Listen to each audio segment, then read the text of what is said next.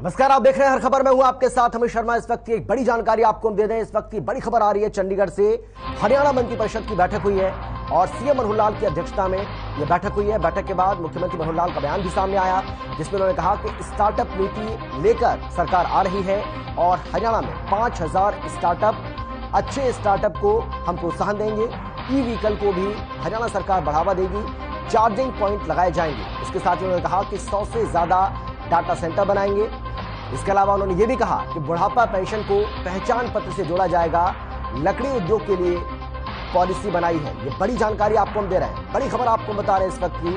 अब से कुछ ही देर पहले हरियाणा मंत्रिपरिषद की बैठक हुई है, जिसकी अध्यक्षता खुद मुख्यमंत्री मनोहर लाल ने की है, जिसमें उन्होंने इस बात की जानकारी दी है कि बुढ़ापा पेंशन को पहचान पत्र से जोड़ा जाएगा। लकड़ी उद्योग के लिए हमने पॉलिसी बनाई है। इसके अलावा उन्होंने ये भी कहा कि परिवार पहचान पत्र को लेकर भी सरकार लगातार तमाम तरह के कदम उठा रही है। स्टार्टअप नीति सरकार लेकर आ रही है और इसके अलावा उन्होंने कहा कि हरियाणा में 5000 स्टार्टअप है और अच्छे स्टार्टअप को हम प्रोत्साहन भी देंगे। इसके अलावा और भी बहुत सारी बातें उन्होंने कही हैं। तो ये बड़ी जानकारी आपको हम दे रहे हैं। चंडीगढ़ में हरियाणा मंत्रिपरिषद की बैठक हुई है। मुख्यमंत्री मनोहर लाल की अध्यक्षता में यह बैठक हुई और इस बैठक में कई अहम मुद्दों को लेकर चर्चा हुई है, जिसके बारे में लगातार आपको जानकारी दे रहे हैं। खुद मुख्यमंत्री मनोहर लाल ने इस बैठक के बाद कई बातें बताई हैं और उन्होंने कहा है कि इस मंत्रिपरिषद की बैठक में किन किन मुद्दों को लेकर चर्चा हुई है, इसकी जानकारी उन्होंने मीडिया को दी है। ये बड़ी जानकारी आपको हम दे रहे हैं, बड़ी खबर आपको हम बता रहे हैं। मुख्यमंत्री मनोहर लाल की अध्यक्षता में मंत्रिपरिषद की बैठक हुई है। हरियाणा मंत्रिपरिषद की बैठक चंडीगढ़ में संपन्न हुई और मुख्यमंत्री मनोहर लाल की अध्यक्षता में जिस तरीके से हमने आपको बताया कि बैठक हुई है और इसमें 1 दर्जन से ज्यादा एजेंडे बैठक में शामिल किए गए चर्चा में। और इसके अलावा बहुत सारे ऐसे मुद्दे रहे जिनको लेकर इसमें चर्चा हुई और इस बात की जानकारी खुद मुख्यमंत्री मनोहर लाल ने मीडिया कर्मियों को दी है, जिसमें उन्होंने सिलसिलेवार तरीके से बताया कि किस तरीके से सरकार अच्छे स्टार्टअप को प्रोत्साहन देने का फैसला कर चुकी है। इसके अलावा उन्होंने ये भी कहा है कि हम परिवार पहचान पत्र हो या फिर लकड़ी उद्योग हो, इन सबको बढ़ावा देने की भी लगातार कोशिश कर रहे हैं और सरकार इन सब मसलों को लेकर बहुत ज्यादा सतर्क और सजग भी है।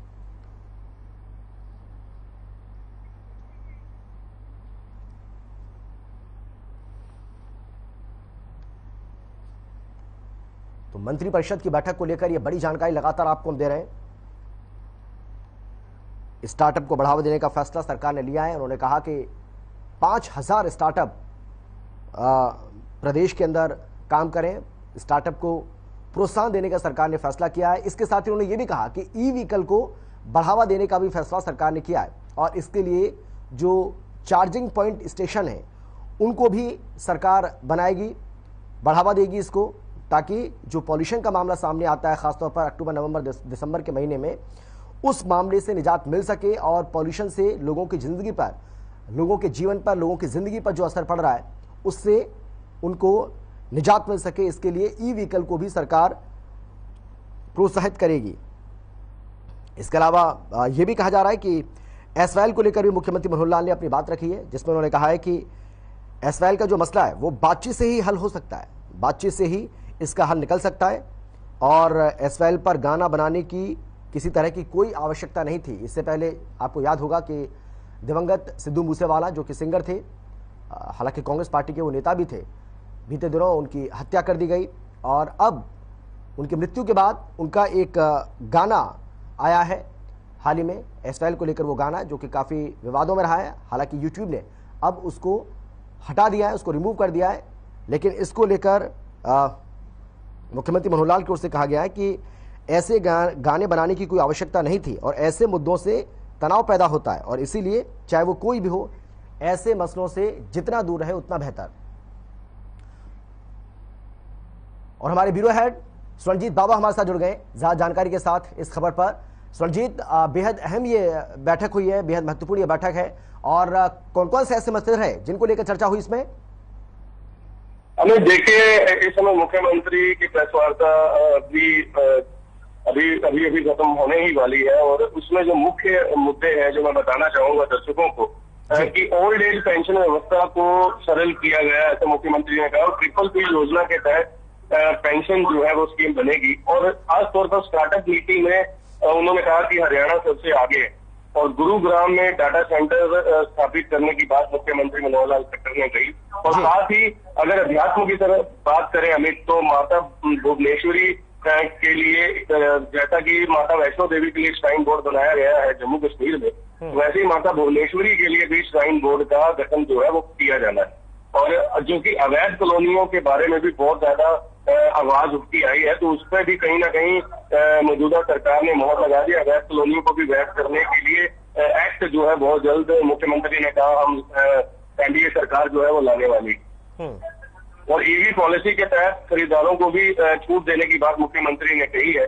और खास तौर पर मुख्यमंत्री इंडस्ट्रीज को बढ़ावा देने की बात उन्होंने कही कि जिससे रोजगार को बढ़ावा मिलेगा और हरियाणा में इंडस्ट्री लगाने वालों को भी सुविधाएं देने की बात मुख्यमंत्री ने कही। बिल्कुल स्वर्णजीत, ये भी जानकारी मिल रही है, कहा जा रहा है कि ई व्हीकल पॉलिसी को बढ़ावा देने का भी फैसला सरकार ने लिया है, क्योंकि हम देखते हैं अक्टूबर नवंबर दिसंबर के महीने में किस तरीके से पॉल्यूशन की वजह से लोगों को सांस लेना मुश्किल हो जाता है। और इसीलिए हरियाणा सरकार चाहती है कि ई व्हीकल पॉलिसी को बढ़ावा देकर, ई व्हीकल्स को बढ़ावा देकर, इनके चार्जिंग स्टेशन बनाकर कहीं ना कहीं लोगों को पॉल्यूशन से राहत मिल सकती है। बिल्कुल, जिस प्रकार से पराली जलाने की बात को लेकर कभी दिल्ली आरोप लगाता है, हरियाणा तो हरियाणा दिल्ली पर आरोप लगाता है, तो कभी पंजाब पर, तो पॉल्यूशन के कारण और भी बहुत है। और इसके हरियाणा में कई ऐसे बड़े शहर हैं, जैसे गुरुग्राम की बात की जाए, नोएडा की बात की जाए, फरीदाबाद की बात की जाए, तो यही कारण है कि मौजूदा सरकार जो है ई व्हीकल को बढ़ावा देना चाहती है। और यही कारण है मनोहर लाल खट्टर स्वयं भी इलेक्ट्रिक व्हीकल इस समय इस्तेमाल कर रहे हैं। और खासतौर पर आने वाले समय में कैबिनेट मंत्रियों को भी इलेक्ट्रिक व्हीकल जो है मुहैया करवाएगी सरकार, ताकि इससे और बढ़ावा मिल सके। और रही बात इसकी प्रमोशन के लिए, और लगातार ई व्हीकल जो पेट्रोल पंप्स पर भी इसका प्रावधान जो है वो हरियाणा के एजेंडा में है, जो मुख्यमंत्री मनोहर लाल खट्टर ने कहा भी है, क्योंकि व्हीकल आने के बाद यही जो मेन टेंशन है व्हीकल ओनर के ऊपर कि अगर वो घर से बाहर है और कहीं दूर दराज जा रहे हैं, तो रास्ते में इलेक्ट्रिसिटी अगर कार नहीं है तो वो आखिरकार करवाएगा। तो उसका पहले प्रावधान जो है मौजूदा सरकार हरियाणा की उसके ऊपर वर्कआउट कर रही है। तो आने वाले समय में ई व्हीकल को बढ़ावा तो मिलेगा ही, और साथ ही उसे आगे एग्जीक्यूट कैसे करना है उसके ऊपर भी बहुत काम हो रहा है। बिल्कुल स्वर्णजीत, बहुत शुक्रिया आपका इस तमाम जानकारी के लिए, तमाम बातचीत के लिए। तो हरियाणा मंत्रिपरिषद की ये बैठक हुई है और बेहद महत्वपूर्ण ये बैठक, किन किन मुद्दों को लेकर इसमें चर्चा हुई है, स्वर्णजीत बाबा हमारे जो ब्यूरो चीफ है इस बात की जानकारी यहाँ पर दे रहे थे कि किस तरीके से 1 दर्जन से ज्यादा ऐसे मुद्दे रहे हैं जिनको लेकर इस बैठक में चर्चा हुई है। खासतौर पर चाहे वो ई व्हीकल पॉलिसी हो या फिर लकड़ी उद्योग को किस तरीके से बढ़ावा दिया जाए, या और भी ऐसे तमाम एजेंडे रहे जिनको लेकर इस मंत्रिपरिषद की बैठक में चर्चा हुई है। और इन तमाम मसलों को लेकर सरकार बहुत ज्यादा गंभीर भी नजर आ रही है।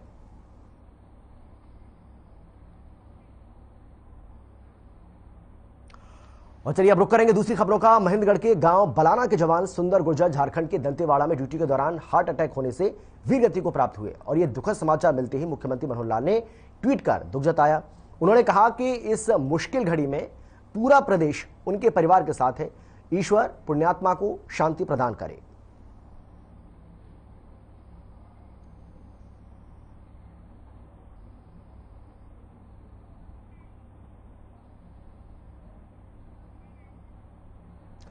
और अब खबर है चरखी दादरी से, जहां आगामी 8 जुलाई को नई अनाज मंडी में विकास रैली का आयोजन किया जाएगा, जिसमें सीएम मनोहर लाल समेत कई मंत्री और विधायक रैली को संबोधित करने वाले हैं।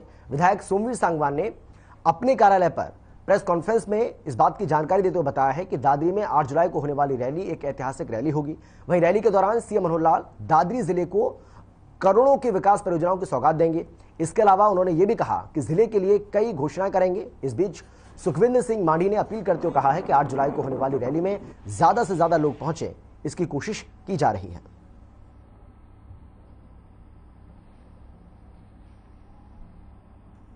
100% सर, जो मुख्य तौर पे यहाँ से 8 तारीख को सुबह 10 बजे दादरी के नए अनाज मंडी में एक बहुत बड़ी विकास रैली होने जा रही है। उसमें माननीय मनोहर लाल जी मुख्य रूप से मुख्य अतिथि के रूप में पधार रहे हैं। इस रैली के संयोजक हम तीनों विधायक सुखविंदर मांढी, युवा प्रदेश अध्यक्ष बहन बबीता फोगाट, और मैं खुद इन न्यूज़ रैलियों के संयोजक हैं। तारीख को जैसा प्रधान सोमवीर सांगवानी जी, जो हमारे माननीय विधायक हैं चरखी दादरी से, इन्होंने पूरी बात बताई है कि माननीय मुख्यमंत्री जी हरियाणा प्रदेश मनोहर लाल जी चरखी दादरी पहुंचेंगे और इस अवसर पर एक विशाल रैली का आयोजन किया जाएगा। चरखी दादरी और बारडा ये दो विधानसभाओं का ये जिला है। बेशक से हमारा जिला छोटा हो, लेकिन अन्य जिलों की तुलना अगर आप करके देखेंगे तो इस रैली को अन्य जिलों के मुकाबले जो रैलियां हुई हैं उनसे बेहतर रैली, उनसे ज़्यादा बड़ी रैली ये साबित होगी। निश्चित तौर पे माननीय मुख्यमंत्री जी जब भी चरखी दादरी जिले में आए हैं,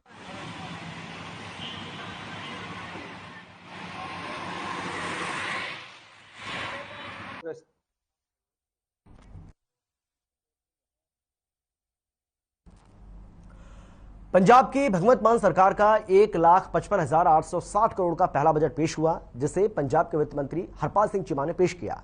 बजट पेश करते हुए वित्त मंत्री ने कहा है कि पिछली बार से 14% बजट को हमने बढ़ाया है और हमने 1 MLA 1 पेंशन की शुरुआत भी की है, जिससे 19 करोड़ 53 लाख रुपए की सालाना बचत होगी। साथ ही कहा कि इस बजट में सभी वर्गों का ध्यान रखा जाएगा। ये जनता द्वारा तैयार किया गया जनता का बजट है। हरपाल चीमा ने कहा है कि पंजाब पर 5 साल में 44.23% कर्जा बढ़ा है और पंजाब हर व्यक्ति की आय में कभी 1 नंबर राज्य हुआ करता था, लेकिन आज 11वें नंबर पर पहुंच चुका है।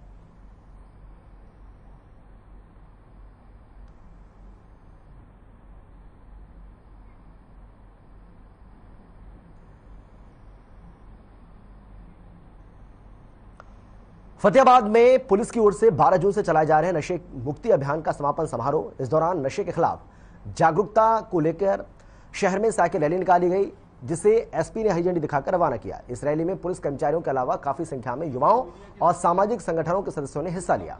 ये रैली पपीहा पार्क से शुरू हुई और लघु सचिवालय पर इसका समापन हुआ। रैली के दौरान युवाओं ने शहर वासियों को नशे से दूर होने वाले दुष्प्रभावों के बारे में जानकारी दी और नशे से दूर रहने की अपील भी की। वहीं पुलिस अधीक्षक सुरेंद्र सिंह भूरिया ने कहा है कि नशा केवल व्यक्ति को ही नहीं बल्कि वो पूरे परिवार को खत्म कर देता है। साथ ही कहा कि अगर युवाओं के परिजन उन्हें जागरूक करें तो ऐसे युवा न केवल नशे की दलदल से बाहर आ सकते हैं बल्कि देश के विकास में भी अपना अहम योगदान दे सकते हैं।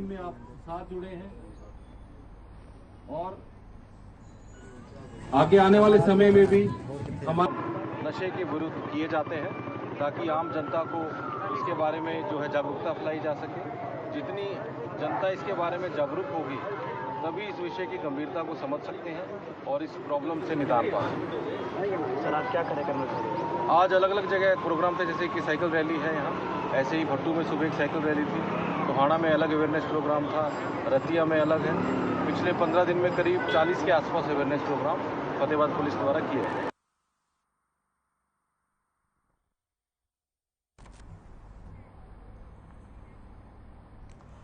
कालांवाली के उपमंडल कार्यालय का किसानों ने घेराव किया। किसानों ने नाराजगी जताते हुए जमकर नारेबाजी भी की है। किसानों ने बीमा राशि और मुआवजा राशि न मिलने के चलते अपनी नाराजगी जाहिर की। किसानों ने भारतीय किसान एकता के बैनर तले धरना दिया। किसान नेता गुरदास सिंह ने कहा है कि प्रशासन आश्वासन देता है लेकिन किसानों को उनका हक नहीं। इस दौरान किसानों ने उपमंडल अधिकारियों को ज्ञापन सौंपा। क्यों नहीं करेंगे कि साडे बच्चे बड़े औखे पाले है, थोड़े बच्चों नूं कदे वड्डा चाहिदा निकरां वालियां नूं कि तुसीं सानूं कहंदे हो कि कैथल में पुलिस भर्ती के नाम पर ठगी का मामला सामने आया है, जहां आप पार्टी की नेता ने एक युवक से पुलिस में भर्ती कराने के नाम पर 9 लाख रुपए की ठगी कर ली, जिसके चलते पुलिस ने युवक के पिता की शिकायत पर आम आदमी पार्टी के नेता अंजू जागलान समेत 4 लोगों के खिलाफ मामला दर्ज कराया है। शिकायतकर्ता ने आरोप लगाया है कि चारों आरोपी उसके घर आते थे और पुलिस में नौकरी लगवाने का झांसा देते थे। वहीं पुलिस भर्ती लिस्ट में नाम नहीं आने पर जब युवक ने पैसे वापस मांगे तो चारों आरोपी उसे जान से मारने की धमकी देने लगे। आपको बता दें कि अंजू जागलान कैथल जिला परिषद की पूर्व पार्षद भी रह चुकी हैं। साथ ही आम आदमी पार्टी के राज्यसभा सांसद सुशील गुप्ता के साथ निकाय चुनाव में अहम भूमिका में वो रह चुके हैं।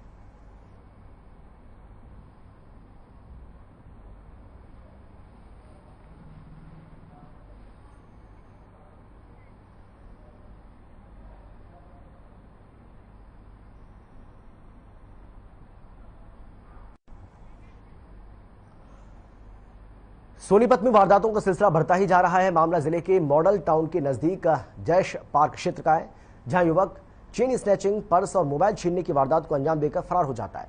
जिससे परेशान स्थानीय लोगों ने घेराबंदी करके युवक को काबू कर लिया, लेकिन युवक उन्हें चकमा देकर भागने में कामयाब रहा। इस गफलत में युवक अपनी स्कूटी मौके पर ही छोड़ गया। सूचना पर पहुंची पुलिस ने स्कूटी को कब्जे में ले लिया है और तहकीकात भी शुरू कर दी है। इसी दौरान स्कूटी वापस लेने पहुंचे युवक को एक पीड़ित महिला ने पहचान लिया, जिसके बाद आरोपी ने अपना जुर्म भी कबूल कर लिया। फिलहाल पुलिस मामला दर्ज कर मामले की जांच में जुट चुकी है।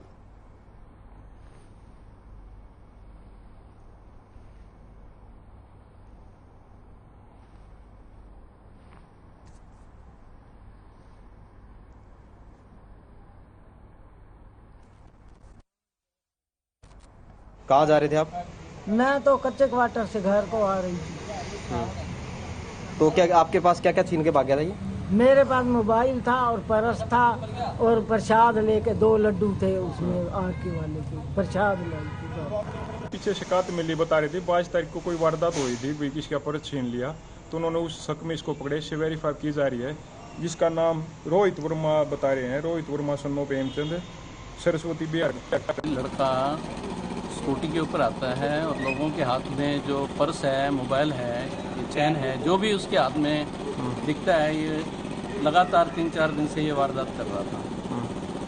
और कल की वारदात में जिनके पैसे भी गए हैं, अभी आ रहे हैं, वो भी आपको मिलवा देते हैं। उनके पैसे निकले हैं, मोबाइल है और उनका सामान भी इन्होंने। हाँ, फोटो में तो वही है ये। हाँ, उसी की ये फोटो। क्या वारदात हुई थी आपके साथ, कब हुई थी? 22 तारीख को शाम 7:30 बजे हम सड़क पे जा रहे थे, तो हमारे हाथ से पर्स छीन के भाग गया स्कूटी पे। पर्स में क्या क्या था? 5000 कैश था और मोबाइल था। तो ये पकड़ा गया। ये इस प्रकार की वारदात पहले भी की इन्होंने? कल भी सुना, कल भी करी है, परसों भी करी है।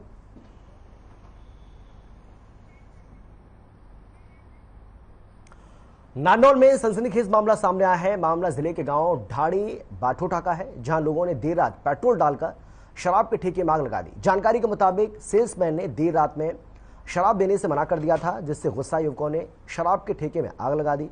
वहीं आग की लपटों में सेल्समैन बुरी तरह से झुलस गया। इतना ही नहीं, आग में नकदी समेत हजारों रुपए की शराब जल गई। ग्रामीणों ने ठेके का दरवाजा तोड़कर सेल्समैन को बाहर निकाला। सूचना पर पहुंची पुलिस ने हालात का जायजा भी लिया, साथ ही अज्ञात के खिलाफ मुकदमा दर्ज कर पुलिस जांच में जुट गई है।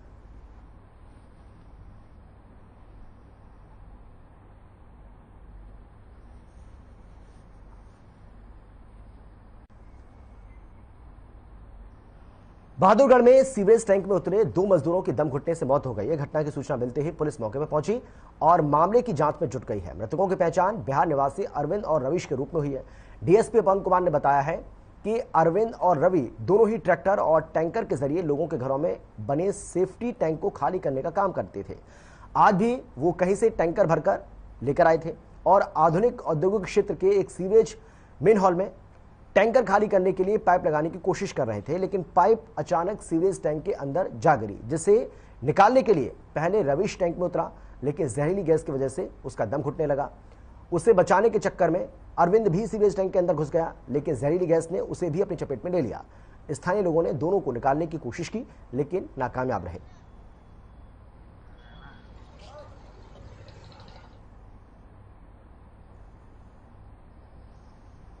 ये हमारे पास इन्फॉर्मेशन आई थी कि एमआई के एरिया में जो सीवरेज है उसके अंदर 2 लड़के गिर गए हैं और वहाँ पे सूचना पे गए थे, तो वो दोनों के दोनों लड़कों को वहाँ से निकलवाया गया। निकलवाने के बाद यहाँ लेके आए तो एक लड़का तो पहले ही एक्सपायर हो गया था, दूसरे का ट्रीटमेंट किया है तो वो भी ट्रीटमेंट के दौरान एक्सपायर हो गया है। क्या नाम है सर, कैसे? एक का अरविंद नाम है जो ट्रैक्टर ड्राइवर है, दूसरे का हेल्पर का नाम रवीश है।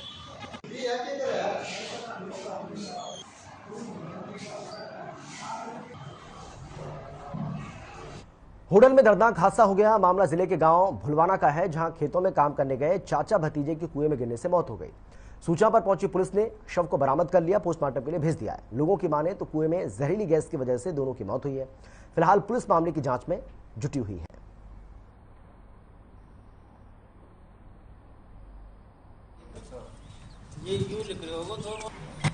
ये हरकिशन और सतपाल दोनों चाचा भतीजे खेत पे कार्य कर रहे थे, कृषि कार्य। तो वहाँ जो है हरकिशन कुएं में गिर गया, उसको बचाने के लिए सतपाल ऊपर से कुएं में कूद गया और फिर ये दोनों ऊपर नहीं आए और पानी में डूबने से इनकी जो है मौत हो गई। क्या मानते हैं कि कुएं में कोई गैस बनी हुई थी? हाँ, संभव है कि उसमें गैस थी। जहरीली गैस के कारण दोनों चाचा भतीजे थे, खास थे जी। हाँ, खास भतीजे, चाचा भतीजे थे। ये जो सतपाल और हसन जी ये खेतों में वहाँ काम कर रहे थे तो अचानक उसमें कुएं में इनका गिर गए। वहाँ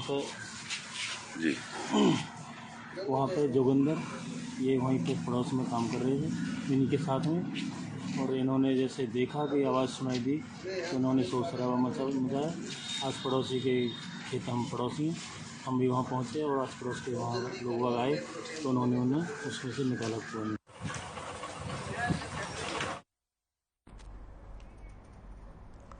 बादरी से गुजरने वाली एनसीआर नहर में लोहट के पास नहाते समय 2 व्यक्तियों की डूबने से मौत हो गई, जिसके बाद मौके पर बाड़सा चौकी इंचार्ज अपनी टीम लेकर पहुंचे और पुलिस ने दोनों व्यक्तियों के शव को ढूंढा। बहादुरगढ़ के नागरिक अस्पताल में पोस्टमार्टम के लिए भेज दिया। वहीं जानकारी देते हुए बाड़सा चौकी इंचार्ज तत्वीर सिंह ने बताया है कि दोनों शवों की पहचान दिल्ली निवासी राकेश और बदन सिंह के तौर पर हुई है। आपको ये भी बता दें कि गाड़ी में जीपीएस लगा होने के चलते लोकेशन पता करके परिजन मौके पर पहुंच गए और पुलिस को इस बात की सूचना दी, जिसके बाद पुलिस ने शवों को ढूंढा।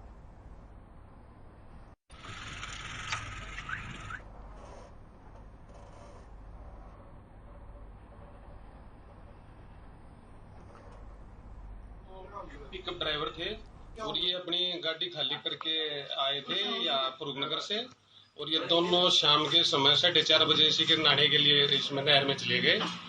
जो जिनमें से एक ने तैरना आता था, एक ने तैरना नहीं आता था, जो दोनों इस नहर पानी में डूब गए।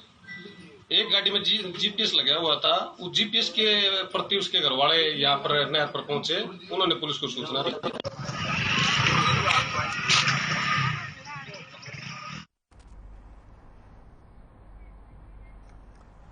देश में एक दिन में 17,073 कोरोना के नए मामले सामने आए हैं और कोरोना के चलते 21 लोगों ने अपनी जान भी गंवाई है, जबकि 15,208 लोग कोरोना से ठीक भी हुए, जिसके बाद देश में कोरोना का रिकवरी रेट 98% से ज्यादा हो गया। बात करें कोरोना के एक्टिव केसों की तो देश में फिलहाल कोरोना के 94,420 केस एक्टिव हैं और अब तक देश में कोरोना से 5,25,020 लोगों ने अपनी जान भी गंवा दी है। तो देश में कोरोना के 17,073 मामले नए सामने आए हैं। कोरोना के मामले लगातार बढ़ रहे हैं। 24 घंटे में कोरोना से 21 लोगों को अपनी जान भी गंवानी पड़ी है। 15,208 लोगों ने कोरोना को मात देने में कामयाबी भी हासिल की है और देश में अब 94,420 कोरोना के एक्टिव केस हो गए, यानी कि 1 लाख के ये बेहद नजदीक अब पहुंचते हुए। कोरोना के रिकवरी रेट हालांकि अभी भी बेहतर है, जो कि 58% से ऊपर बना हुआ है, लेकिन कोरोना के मामलों में बढ़ोतरी होना ये बड़ी चिंता का विषय हो सकता है और ये वजह है कि अब केंद्र सरकार एक बार फिर से लोगों को जागरूक, सतर्क रहने की हिदायत दे रही है।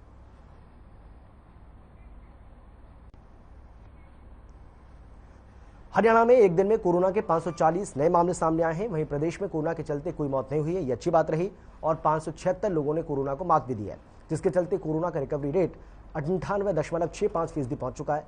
पिछले 24 घंटे में अकेले गुरुग्राम की बात करें तो 349 नए पॉजिटिव मामले सामने आए, जबकि फरीदाबाद में 86 नए संक्रमित मिले। इसके अलावा हिसार में 3 और पंचकुला में 27 नए केस मिले। वहीं रोहतक में 16 तो झज्जर में 4 केस मिले। वहीं अगर बात करें प्रदेश में एक्टिव केसों की तो फिलहाल प्रदेश में कोरोना के 3,066 एक्टिव केस हैं, जबकि 10,622 लोगों ने अब तक अपनी जान गंवाई है।